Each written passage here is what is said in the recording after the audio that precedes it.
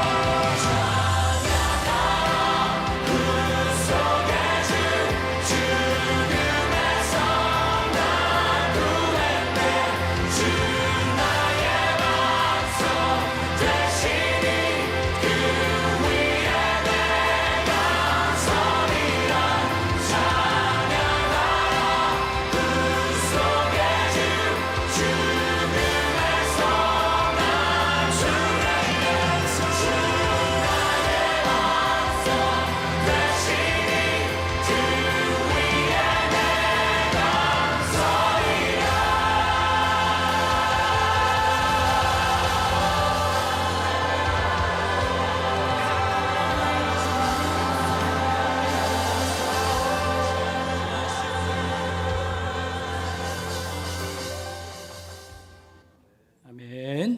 예, 영광스러운 주님의 부활절 아침입니다. 오늘 부활을 믿습니다 이런 제목으로 우리가 말씀을 잠깐 나누도록 하겠습니다. 예수님 당시에 그 하나님 믿는 사람들 또 여러 부류의 사람들이 있었습니다. 그 중에는 노골적으로 우리는 부활을 믿지 않습니다, 부활이 없다, 이런 사두개인들이 있었습니다. 그들은 종교적으로도 여러 가지 기여를 하고 있음에도 불구하고 그런 주장을 했어요. 이론은 이렇습니다. 모세가 기록했던 창세기부터 그 신명기까지 5책 속에 부활이라는 말이 없다는 것입니다. 그러나 예수님께서는 책망하시면서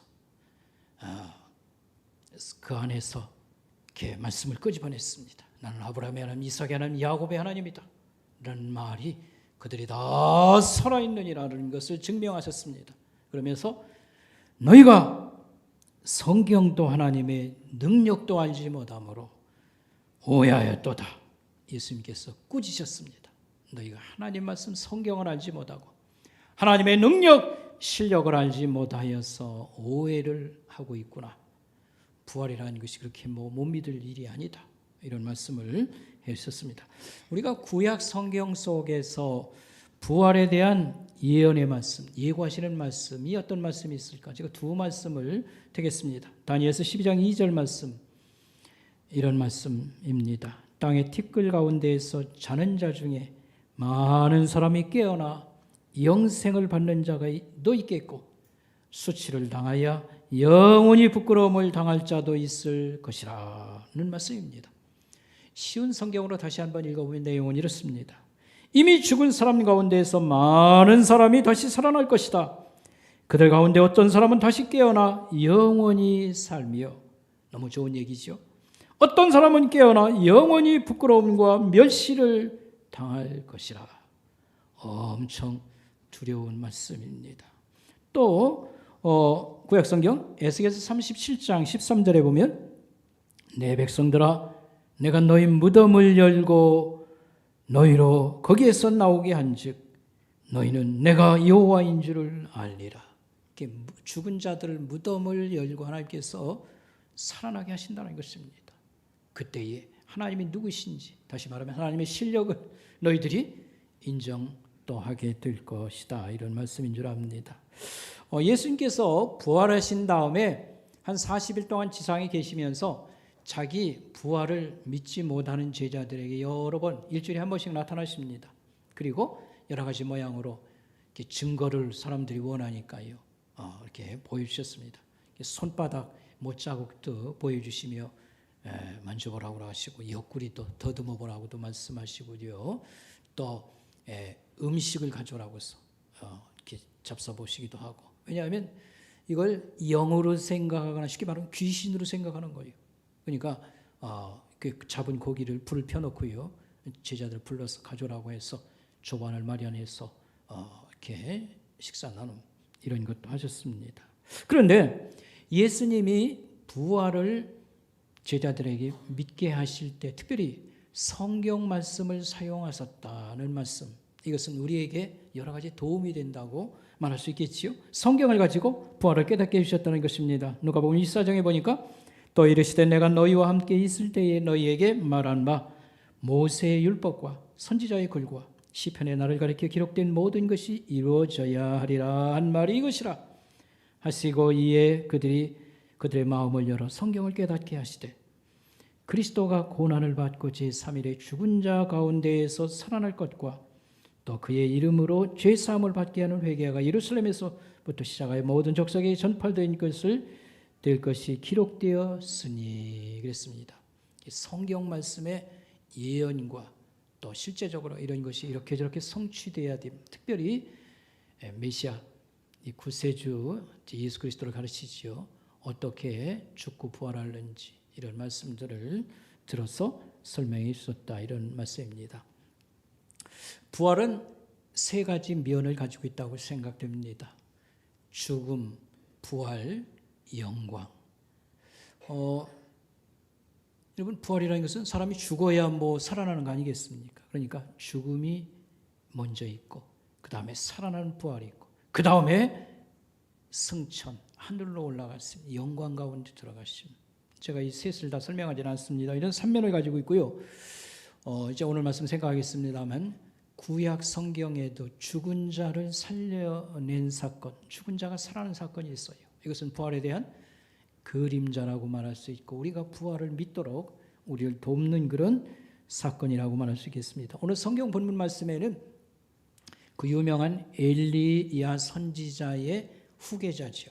엘리사 선지자. 그 선생님하고 막상막합니다. 기적도 2배로 많이 행하고 엘리사 대단한 사람입니다. 엘리사 선지자가 수넴 여인, 이 사람은 귀부인이었습니다. 부잣집 마님이었습니다. 수넴 귀부인의 아들을 죽음 가운데서 이렇게 살려내는 사건 얘기가 있습니다. 간단히 소개하면 이렇습니다. 수넴 여인은 큰 부자였는데 아들이 없었습니다. 하나님께서는 가난한 사람도 돌보셨지만 부자도 역시 돌보셨다 이렇게 말할 수 있겠습니다. 이 엘리사 선생이 이 수넴이라고 하는 지역에 와서 또 예언 활동이나 여러 가지 이런 하나님 일을 하는 것을 이 여인이 지켜보고 자기 집에 초대를 했습니다. 식사를 여러 번 대접을 했어요. 근데 여기서 더 고마운 것은 이 선지자가 이 지역에 자주 들리는 겁니다. 그래서 남편하고 상의했습니다. 우리가 그저 집이 넓고 그런데 이 하나님의 사람을 위해서 우리가 조그만 휴게실 같은 공간을 하나 마련해 주면 어떻겠습니까? 남편이 좋다고 그랬어요. 그래가지고 2층에 햇빛 잘 드는 곳에 조그만 그런 공간 마련했습니다. 그리고 이제 침대라든지 간단한 책상이라든지 이런 비품을 들여놓고 이 지역에 오시면 여기서 쉬어가십시오. 쉼터를 제공을 했습니다. 엘리 선생이 얼마나 참 고맙겠습니까? 와서 이렇게 식사를 대접하는데 그저 생각한데 여유 있는 집안이니까 지극정성으로 잘 대접하고 이게 한 번이 아니고 그냥 자주 이런 일이 있을 뿐만 아니라 자기는 생각도 못했는데 이 지역에 오면 잠깐 쉬어갈 수 있는 휴게실을 이렇게 우리가 마련했습니다. 하룻밤이라도 주무시고 가십시오. 너무 성의가 고마워가지고 어떻게 이 사람을 좀 도와줄까 이런 생각을 가지고 있었습니다.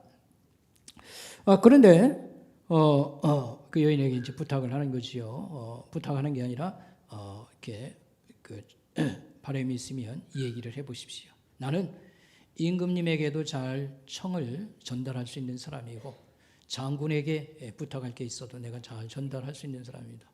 여러분 엘리야나 엘리사는 또 엘리사의 경우에는 그 나라 임금님이 굉장히 영적으로 의지하는 사람이었습니다. 그래서 소위 말하는 대로 권력 그 기관에 있는 그런 임금님조차도 청을 들어줄 만한 사람이었습니다. 그래서 당신의 어떤 뜻이 있으면 전달하겠습니다. 그러나 이 여인은 매우 괜찮은 사람이었어요.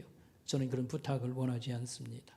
그냥 선생님 그저 대접하는 것은 족한 것이고 나는 내 백성들 중에 한 사람으로 그렇게 이렇게 인정받는 것으로 족합니다. 다 거절했어요. 그러자 그래도 엘리사 선생은 이왕 말이 나온 건데 뭐 좀 도움이 됐으면 좋겠다 해서 자기 심부름 많은 종이었던 게하시에게 물어봤어요.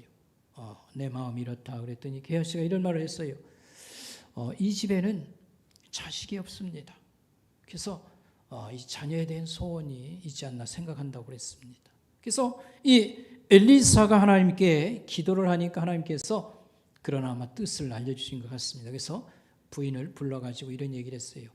내년에 1년 후에 당신은 아이를 품에 안게 될 것입니다. 이런 얘기를 했습니다. 쭉 읽어보면 별로 그렇게 자식을 막 소원하고 이런 상태는 아니었던 것 같습니다. 자꾸 이제 믿지 않으려고 하는 그런 마음을 보였어요. 어쨌든 이 수넴 여인이 이 선지자를 잘 대접해서 예수님이 이런 말씀을 하신 게 있어요. 선지자를 잘 대접하면 선지자의 상을 받고 좋은 사람, 의인을 잘 대접하면 의인의 상이 있다 말씀했는데 그 말씀 그대로 이 수넴 여인이 큰 선물을 이제 받게 된 것입니다.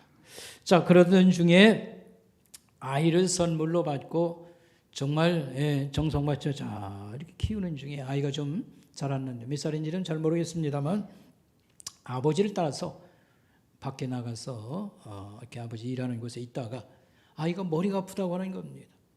일사병, 이렇게 강력한 그 햇빛에 의한 일사병 증상이라고 생각이 됩니다. 그래가지고 아이를 데리고 어미에게 데려다 주는 것이지요. 근데 불행하게도 이 아이가 죽게 되는 것입니다. 이 수넴 여인이 굉장히 많이 실망을 하고 낙심한 것 같습니다. 이 아이가 우리 집에 온 거 정말 하나님의 선물인데 사실 아이를 뭐 달라고 뭐 선지자에게 기도 부탁한 것도 아니고 그런 소원을 얘기한 적도 없고 그런데 이런 선물을 받은 것까지는 좋은데 이렇게 애정을 쏟고 잘 키워놨는데 이런 상태에서 이 아이를 잃어버린 것이 너무 섭섭하고 원망스러워가지고 그냥 선지자에게 마치 싸우러 가는 사람처럼 가가지고요. 내가 뭐 애를 원했습니까? 라는 식으로 그런 반응을 보입니다. 너무도 실망감이 커서 결국은 그렇게 된 것으로 생각합니다. 그래서 이제 이 죽은 아이를 2층에 선지자가 쓰는 그 침상의 침대에다가 데려다 놓습니다. 문을 닫고 얼른 데려와서 자기 남편에게 부탁을 하기를 종 한 사람과 나귀 한 마리를 빨리 대동시켜달라. 그리고 아이가 어떻게 했다는 얘기도 하지 않았습니다. 아비가 잘 알지 못하는 그런 상태. 그냥 나귀를 타고서요 이 종에게 말했지요. 한 25km 떨어진 갈멜산 엘리사가 머무는 곳까지 쉼없이 달려라. 그래가지고요 그냥 단걸음에 한 번에 그곳에 도착하게 된 것입니다. 엘리사가 딱 보니까 여인이고 좀 안면 있는 것 같아요. 수넴 여인인 것을 알았습니다. 그 달려와 가지고서는 뭐 얘기도 못 꺼내고요. 그냥 울어제쳤는지 모르겠습니다. 엘리사 앞에 무릎을 꿇고 엎드려 가지고 그 발을 붙잡고 막 눈물을 보였겠지요. 게하시가 종이 떼놓으려고 했습니다. 이게 무슨 짓인가? 그러나 이 여인이 너무도 다급한 이런 슬픈 일이 있는 것 같다 해서 얘기를 들어보니까 아이가 죽었다는 것이지요. 그러자 이 엘리사는 자기가 사용하는 지팡이를 이 게하시 종에게 주면서 단걸음에 달려가서 중간에 어떤 사람과 대화도 하지 말고 이 아이 죽은 아이에게 갖다가 이 지팡이를 그에게 이렇게 얹으라 이렇게 말을 했습니다. 여러분 잘 아는 것처럼 모세의 그 능력, 위대한 힘이 하나님의 힘이 나타나는 이 지팡이를 기억할 겁니다. 아마 엘리사가 아마 그걸 염두에 둔 것 같습니다. 하여튼 게하시가 열심히 달려가가지고 이 아이 위에 지팡이를 갖다 놨는데 아무 일도 안 일어났습니다. 아마 게하시가 왜 그랬을까? 게하시 문제가 아닐까 생각하는데 하여튼 그건 그거고요. 근데 이 여인이 선생님이 가서 해야 됩니다 하고 일어나질 않는 겁니다. 그래서 어쩔 수 없이 이제 이 현장으로 이제 가게 되는 것입니다. 도착하자 자기 종을 불러서 같이 자기가 머물던 방으로 갔습니다. 둘이 하나님께 그 종과 함께 간절히 기도를 하고, 여기 보니까 그 다음 동작이 매우 인상 깊습니다. 이 아이유의 자기 몸을 구부려서 포개어서 엎드렸다, 이제 그랬습니다. 포개어서 엎드렸다. 그래서 그의 눈에 자기 눈을 맞추고 그의 손에 자기 손을 붙잡고, 그 다음에 얼굴을 닿게 하는 마치 책 위에 책을 올려놓은 것과 같은 그런 동작을 보여줬습니다. 자신과 아이가 하나 되었다, 동일시 되었다 그랬습니다. 죽은 아이 어떻게 했길래 그러는가 좀 그러긴 하는데, 그저 이상한 몸짓이라고 생각하지 말고요. 여러분 그 인공호흡이라고 하는 거 있지 않습니까? 아마 그거 동작하고 비슷하지 않을까 저는 혼자 생각했습니다.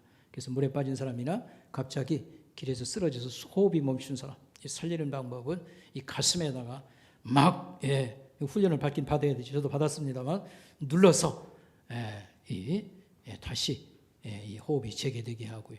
또 물에 빠진 사람 같은 경우 입에 자기 입을 대서 빨아내기도 하고 숨을 불어넣기도 하고 계속 가슴을 압박하고 그런 자세였을 것으로 보이고, 좀 더 부드럽게 우리가 상상을 한다면 엄마가 아이를 가슴에 안고 이 따뜻한 그런 가슴과 얼굴을 그에게 대는 그런 동작으로 우리가 생각하면 좋겠습니다.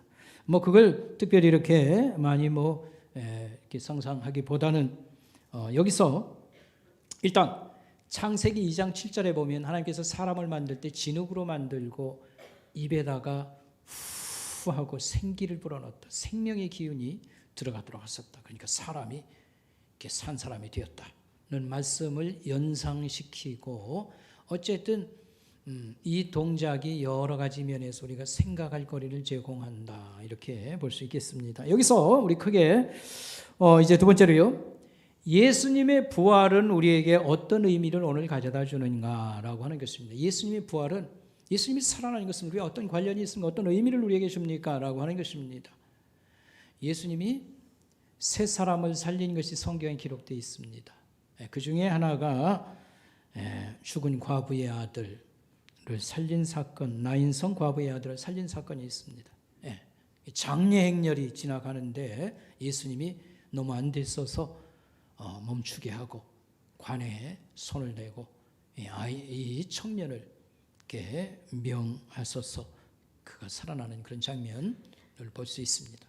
그때 사람들이 다 하나님께 찬송과 영광을 올리면서 큰 선지자가 우리에게 나타났도다, 이렇게 말하면서 하나님이 자기 백성들을 돌봐 주셨습니다. 이 슬픔과 고통에 있는 자들을 하나님이 돌아봐 주셨습니다, 이렇게 이제 말을 했는데, 요 예수님의 부활은 우리를 하나님께서 돌봐 주신 사건이다. 우리가 예수님의 부활은 우리하고 동떨어진 사건이 아니다. 우리 자기 백성들을 돌봐 주신 사건입니다. 이렇게 먼저 말할 수가 있겠습니다. 그러면 돌봐준다고 하는 것도 있지 않습니까? 간단한 그런 도움을 주는 것도 있고 좀 큰 선물을 줄 수도 있는 건데, 하나님께서 우리에게 자기 백성을 돌봐주신다고 할 때 어느 정도 돌봐주신 것이냐라고 질문을 한번 하면 좋겠습니다. 어느 정도를, 이 부활이라는 것은 우리에게 어느 정도의 도움을 주는 겁니까? 라고 하는 질문입니다. 넬슨이라는 학자는 이렇게 말했습니다. 여러분 인생을 뒷장에 보면 좀 나와 있죠? 넬슨은 이렇게 말했습니다. 죽음은 궁극적인 절망이다. 최후의 절망입니다. 여기 빠지면 답 없습니다. 최후의 절망이다. 그러니까 부활은 최고의 절망을 가장 급진적으로 깨뜨린 겁니다. 가장 급하게 강력하게 깨부순 것입니다. 아주 잘 설명됐죠? 만약 하나님의 사랑이 죽은 자를 일으킬 수 없거나 일으키지도 않는다고 하면, 하나님이 우리에게 좋은 선물을 좀 많이 주셨다고 할 때 생명의 선물, 깨끗한 물도 주시고 음식도 주시고 환경도 주시고 무슨 자유를 주시고 인간 세상에 좋은 것들을 혜택을 주셨다 할지라도 이건 제한적이고 일시적입니다. 부스러기에 지나지 않습니다. 부스러기 선물입니다. 사람이 살고 죽고 그 다음에 풍성하고 좋은 오래 사는 이런 생명과 관련된 큰 축복을 주셔야 되지 뭐 살만한 그런 환경 여건 물을 주시고 공기를 주시고 뭐 지구촌을 주시고 이거 다 조금 살다가 사라지면 다 이거 부스러기 지나지 않지 않냐 이런 말이 되겠습니다. 그래서 좋은 소식이지만 하나님이 좋은 선물을 주신 거지만 최고 좋은 선물은 아닌 것입니다. 그러므로 예수님의 제자들은 그의 부활과 예수님의 부활과 그가 약속하신 부활 우리에게 약속한 이 부활을 그들의 신조와 신앙 고백을 얘기합니다. 우리가 교리라고 말하지요. 성경 가르침을 모아놓은 그 핵심들 그래서 우린 이걸 믿습니다. 사도신경 같은 거 그가 할 때 부활이 그 가운데 반드시 들어있습니다. 이 말이고 종교력 종교적인 의미가 있는 그런 어떤 절기나 또는 이렇게 주일 예배를 이렇게 드리는 날 여러분 우리가 지금 예배 드리는 날은 예수님 부활한 날을 지킨 겁니다. 그래서 초대교회는 그 조상적부터 지켜나오던 안식일, 달력으로 말하면 주말이었 토요일이었습니다. 금요일 저녁 해 떨어져서부터 토요일 날 해 떨어질 때까지 이 주말을 지키다가 이렇게 예수님 부활한 날, 이게 두 번 예배를 드렸어요. 예수님 그러니까 사도행전에 보면 그 날마다 모였는데 이게 그들은 두 번 이렇게 일주일에 두 번 의미를 두고 모여서 예배드리고 그랬어요.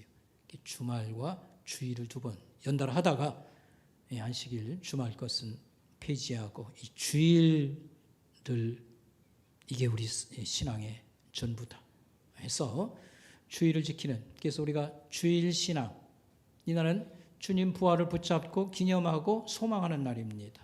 이게 우리가 일주일의 처음이지요. 첫날 부활 신앙 이것이 주일 속에 들어있습니다. 기독교는 예수님의 부활로부터 시작되었다 이렇게 말씀을 드리겠습니다. 종교력과 설교 우리가 이제 복음 선포라고 말합니다. 캐리그마 이 설교의 그 핵심은 결국은 복음이라고 하는 건데 그 핵심은 예수의 죽고 살아나심 여기에 모든 것이 알맹이가 들어있는 거 이렇게 말할 수 있겠습니다. 자, 그 다음에 또 한 가지요.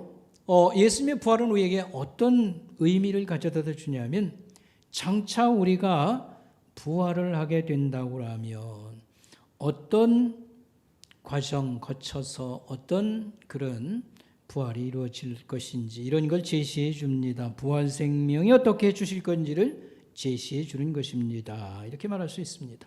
자, 오늘 여기 엘리사 선생님 얘기 속에서 수넴 여인 죽은 아이를 살릴 때에 엘리사 선생이 이 아이와 완전히 일치해서 하나의 사람처럼 이렇게 동일시하는 그런 동작을 보였다고 그랬습니다. 체구에 책을 얹어놔 가지고 딱 둘이 하나에 이렇게 겹치듯이 이런 동일시 하나됨을 보여주었다고 말했습니다. 이게 바로 예수님이 우리를 구원 그러니까 이 땅에 와서 죽고 부활하시는 이런 과정에서 우리와 딱 하나됨이라고 하는 그런 그 내용을 갖고 있습니다. 우리가 그걸 교리적으로 그리스도와 자기 백성 그러니까 하나님 믿는 사람들의 연합이라고 하는 겁니다. 그래서 그리스도와의 연합을 통해서 우리는 구원을 받고 죄 문제 해결되고 하나님 앞에 나가는 길이 열리고 이런 행운과 영광을 받습니다. 그래서 우리는 어떻게 구원을 받는가 이런 걸 이제 묻고 답할 때에 그리스도와의 연합입니다. 예수와 함께 죽고 예수와 함께 살고 예수 믿는 것은 무엇이냐? 예수님을 내 인생 속에 받아들이고 그를 믿는 것인데 그와 결혼하는 것이라고 생각하면 됩니다. 둘의 운명을 하나로 묶어놓는 것입니다. 예수 믿는 것은 내 인생을 그에게 부탁하고 맡김으로 인해서 예수님과 내가 하나 되는 것. 이 결혼에서 이게 잘 표현돼요. 두 사람이 하나의 운명을 이제 운명이 묶어지는 겁니다. 그 남편이 그냥 올라가면 그냥 아내도 그냥 출세 같이 하는 거고요. 남편이 그냥 바닥으로 떨어지면 같이 고생하고 파탄에 같이 가는 거고. 우리가 예수 믿는다는 것은 바로 우리 자신들을 내 인생 속에 받아들이고 내 인생을 그에게 맡기는 겁니다. 예수와 결혼하는 것입니다. 예수님이 올라가면 우리 그냥 바늘 가는데 못 따라간다고요? 실 따라가듯이 그냥 따라가는 거예요. 그래서 예수님이 십자가에 죽을 때 우리는 함께 죽었습니다. 이 죄 문제 해결되었습니다. 예수님이 살아나심으로 우리도 함께 사는 것입니다. 그가 영광에 올라가심에 우리도 함께 올라가는 것입니다. 이게 이제 성경이 가르치는 그런 내용이 되겠습니다. 그리스도와의 연합. 그래서 예수님이 일단 우리에게 찾아오실 때 그분은 한 인간이 아닙니다. 인간보다 훨씬 높으신 하나님 자신과 같으신 분입니다. 신성이 있습니다. 그분이 낮아지셔서 한 노예 같은 우리 인간으로 이렇게 낮아지시고 그 엄청난 죄값을 십자가 사건에서 지불하시고 그 다음에 우리를 살게 하셨습니다. 그리고 우리를 데리고 그는 일어나셔서 그리고 부활하셨고 승천하셨습니다. 그 얘기입니다. 여러분 그 성경 두 개를 거기다가 여러분 적어놨습니다. 좀 참고하시면 좋겠습니다. 그 중간쯤에 보면 빌립보서 2장 5절부터 11절 말씀이 좀 내용이 깁니다만 제가 좀 잘 읽어보겠습니다. 너희 안에 이 마음을 품으라고 그리스도 예수의 마음이니 그는 근본 예수님 가르칩니다. 그는 예수님은 근본 하나님의 본체이신 하나님하고 똑같은 분이라. 그의 성품이나 능력이나 모든 영광이나 아버지와 아들 하나님의 본체이신 하나님과 동등됨을 취하지 아니하고 하나님과 똑같은 그런 곳에 머물지 아니하시고 자기를 비워서 종의 형체를 입으셨도다. 한 인간으로 태어난 것을 그렇게 설명하는 겁니다. 이와 같이 낮은 자리에 내려오셨다. 사람의 모양으로 나타나사 죽기까지 복종하신 십자가에 죽으심이라. 그리고 중요한 거 그 다음입니다. 그 뒤에 하나님은 그를 지극히 높여서 모든 이름 위에 뛰어난 이름을 주시고 하늘에 있는 자들과 땅에 있는 자들과 땅 아래에 있는 자들 모든 무릎을 그에게 꿇게 하시고 모든 입으로 예수 그리스도를 주라. 우리의 주인이요 우리의 왕이시요 우리의 하나님이시라. 이렇게 고백하게 만드셨도다. 이게 빌립보서 2장 5절부터 11절 말씀인데 여기 중간에 이러므로 하나님이 그를 지극히 높여주셨도다. 이 말은 쉬운 성경으로 또 한번 읽어보면요. 그러므로 하나님은 예수님을 최고로 높은 자리에 올리시고 모든 이름 위에 뛰어난 이름이 되게 하셨습니다. 하늘과 땅 위에 땅 아래에 있는 모든 만물이 예수 그리스도 앞에 무릎을 꿇고 예수 그리스도는 주님이심을 선포하시며 하나님 아버지께 영광을 돌리게 되었습니다. 여기서 중요한 것은 그가 높아지면서 우리도 높아졌다. 이제 그 얘기를 조금 더 이따 설명하겠습니다. 그 다음에 여기 히브리서 성경 말씀 2장 11절 보면요. 그건 쉬운 성경으로 제가 좀 이렇게 메모했습니다.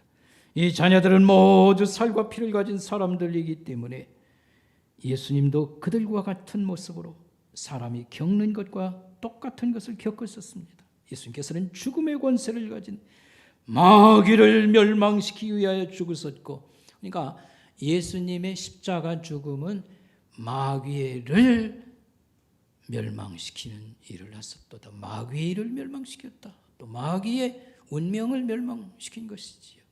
이제 창세기 3장 말씀에 의하면 뱀의 머리통이 부서지는 겁니다.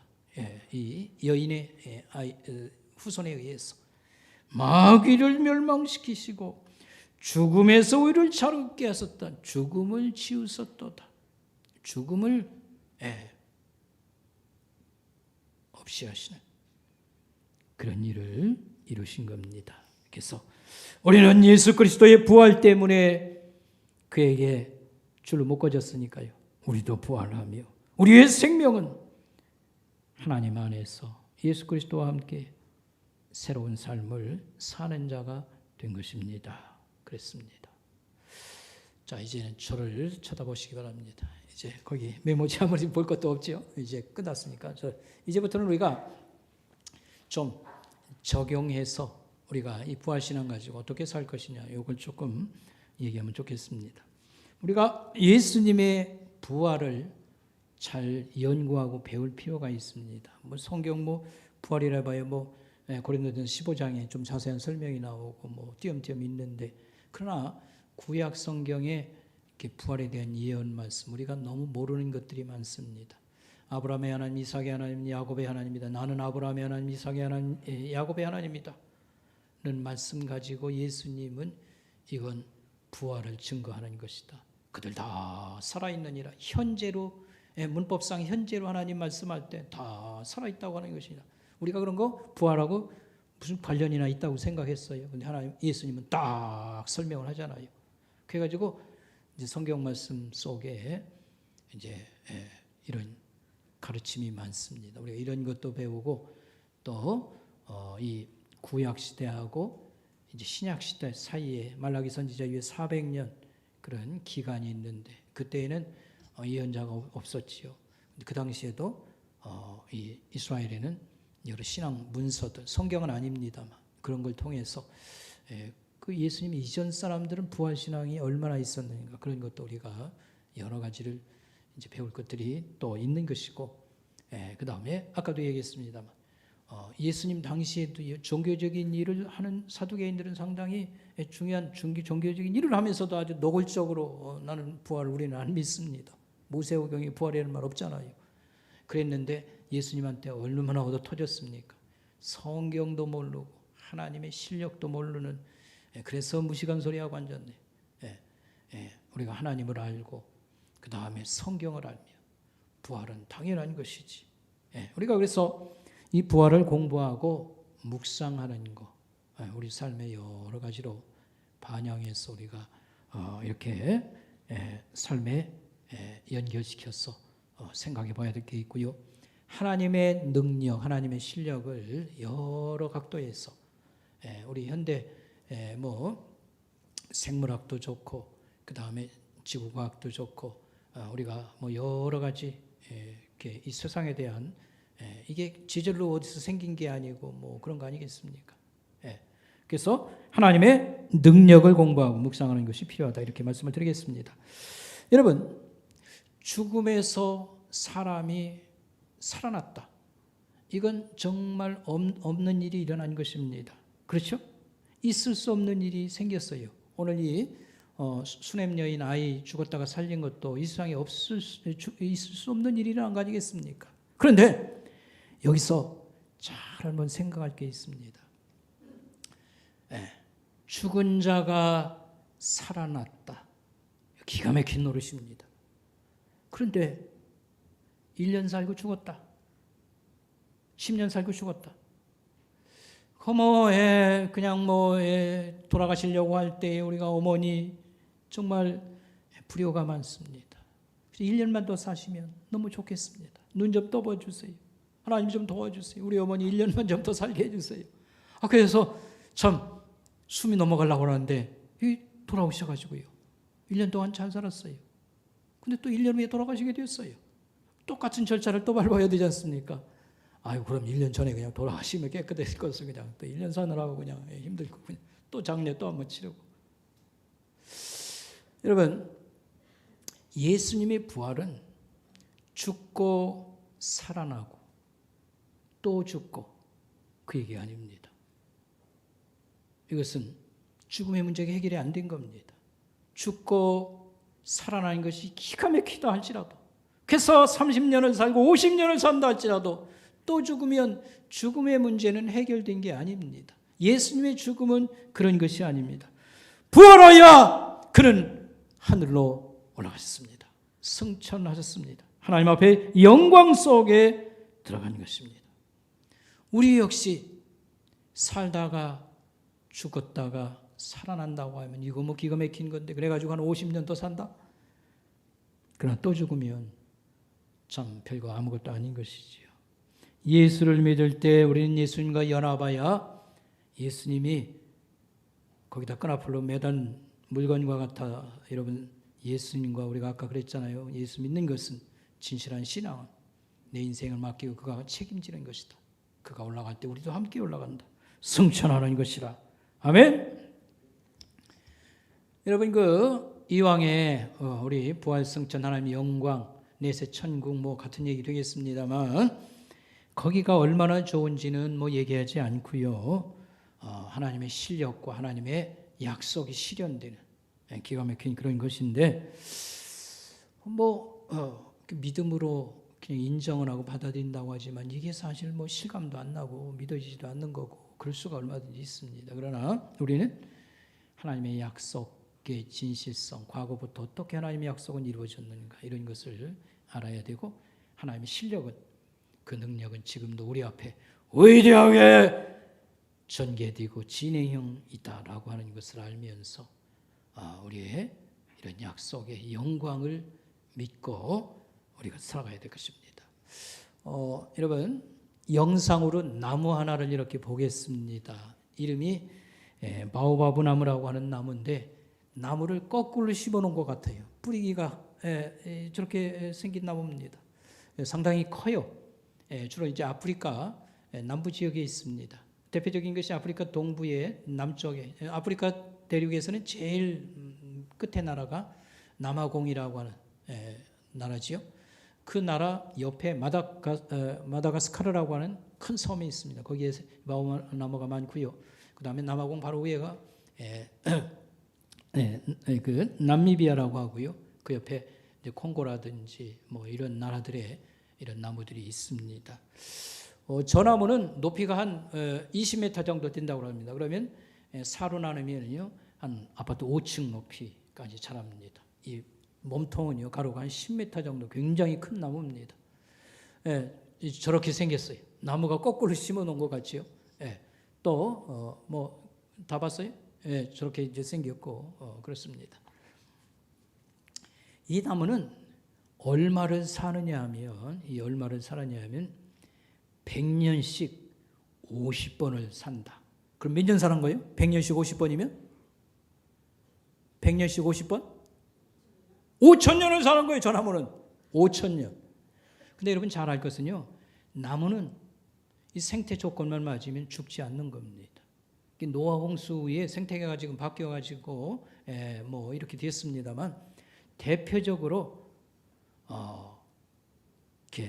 이 땅 위에서 우리 오래 살 수 있는 어느 정도 5,000년 바오바브 나무가 이제 그런 걸 증명하고 여러분은 제가 이런 얘기를 너무 많이 해가지고 이제 귀에 들어갔을 겁니다. 하늘의 별을 보십시오. 우주는 끝이 없습니다. 그래서 여러분 지금은 뭐 별 관찰한다는 게 정말 힘들어요. 저도 이 공원에 한번 돌다가요 저녁에 하늘 쳐다보는데 정말 이게 별인지 무슨 공중에 비행기 뿔인지 그래서 몇 개 안 보여요. 공해가 그렇게 심각하다는 것입니다. 어렸을 때 시골에서는요 별이 얼마나 많은지 좀 과장하면 주먹덩이 같은 것이 막 쏟아지려고 하고 북두칠성이 보이고요. 뭐 북극성이 보이고 대단하지 않습니까? 이제 은하수라고 얘기 들어봤지 않습니까? 그래서 이게 뭐냐면 별들이 뭐 우유를 쏟아놓은 것 같다. 밀키스트림 은하수라고 하는 것이 그런 것입니다. 별의 집단이 하늘에 강물처럼 쏟아 흐르는 것과 같다고 하는 그런 건데 하늘의 별은 실제적으로요 큰 도시 마냥 이렇게 무리를 져 있습니다. 그러나 뭐 이렇게 주먹덩이 같은 게 아니고 우리 지구는 아주 거기다 대면요 조그만 별에 속합니다. 우리 별에서 제일 가까운 별의 도시 안드로메다 성운이라고 하는 것은 거리가 얼마나 되느냐? 250만 광년. 빛은 무지무지하게 빠릅니다. 1초에 지구를 7바퀴 반 돕니다. 얼마나 빠르면 이것보다 더 빠른 건 없을 거예요. 빛은 1초에 지구를 7바퀴 반 돈다. 이게 빛의 속도입니다. 1광년은 이게 1년간 거리입니다. 250만 광년이라는 말은 빛이 그 빠른 속도로 250만 년을 가야 제일 가까운 안드로메다 성운에 도달하도다 이렇게 했습니다. 무슨 얘기를 하려면 우주가 얼마나 넓고 그 우주는 지멋대로 별 몇 개가 빙글빙글 도는 게 아니고요. 엄청난 질서를 가지고요. 장엄합니다. 하나님의 위대하심. 너무 놀라지 말고요. 우리 몸뚱이를 들여다보면요. 얼마나 기가 막히게 만들어졌는지. 이 세포 하나라고 하는 가장 작은 단위이면서도 이 세포 세계도요. 핵과 중성자니 뭐 이런 것들이 이렇게 만들어진 작은 우주라고 말하는 기가 막힙니다. 우리는 하나님의 지혜와 하나님의 아름다움, 하나님의 능력을 우리 현실 속에서 늘 목도하고 그 안에서 살고 있습니다. 장엄한 우주와 질서와 아름다움이 가득 찬 이 세상, 물론 이것은 죄로 인해서 망가졌습니다. 깨진 거울과 같고 엉망이 된 부분이 있으나 여전히 하나님의 신성, 그의 하나님됨과 위대하심을 증거하는 증거들을 우리는 눈으로 보고 있습니다. 아멘. 예, 그래서 오늘 부활이 어딨냐? 성경에 우리는 하나님을 믿는 사람들이지만 그 모세오경에 부활 없지 않냐? 우리는 부활 안 믿는다. 아주 이렇게 했을 때 예수님이 한방 이 불신앙을 깨뜨리는 말을 했습니다. 너희가 성경도 모르고 하나님의 능력도 실력도 몰라서 그딴 소리를 하는 것이다. 이렇게 말씀을 해 주신 것을 우리가 기억할 필요가 있고요. 이제 또 한 가지 적용할 것은요. 예수 그리스도와의 연합을 우리가 지켜나가는 일을 좀 했으면 좋겠다. 예수 믿는 것은 아까 그랬잖아요. 예수님을 내 인생 속에 받아들이고 내 인생을 맡기는 겁니다. 예수님과의 결혼이라고 말하면 좋겠습니다. 오해하면 안 되지. 결혼은 꼭 남녀가 하는 건데 예수님과 그런데 그것은 비유로 그렇게 이제 설명하는 겁니다. 예수님과 같은 운명을 우리가 가는 것입니다. 여기서 예수 그리스도와의 연합에 중요한 것이 두 가지가 있는데 우리는 항상 예수님을 잘 따라야 되겠다라고 하는 것입니다. 판을 가는데 뭐가 또 간다? 실도 가고. 물체가 있으면 반드시 햇빛을 비추면 뭐가 나오지요? 그림자가 따라오고. 이 아까 엘리사 선생이 가면 누가 늘 쫓아다녀요? 심부름하는 게하시 종이 항상 그림자처럼 쫓아다녔던 것처럼 우리가 항상 예수님을 따르자. 우리는 예수님 못 믿게 하는 것들이 적지 않게 많이 있습니다. 그래서 그 중에 하나가 뭐냐면 코로나 전염병도 그런 역할을 했습니다. 그러나 우리는 항상 주님을 따릅니다. 어디로 가든지 저는 따라갑니다. 라고 말할 수 있으면 좋겠습니다. 요한계시록에 보니까 하늘에 올라온 사람들 장엄한 이 큰 무리들을 설명할 때 저들은 어떤 사람인가? 어린 목자 되신 주님이 어디로 가시든지 따라간 사람들이었습니다. 이렇게 말을 하고 있습니다. 그 다음에 예수님과 하나 되고 좋은 관계를 유지하고 연합하려고 하면 우리의 내면적 아름다움, 변화가 일어나야 됩니다. 그래서 성경이 늘 얘기하는 거죠. 거룩해져야 된다라고 말을 했습니다. 그래서 우리가 예수 믿고 세월이 갈수록 거짓말이라든지 또 죄악에 이렇게 저렇게 겁없이 손대려고 하던 거 우리가 멀리하는 이런 거룩함을 하나님의 사람다운 그런 빛나는 인격과 아름다움을 우리가 추구해야 된다.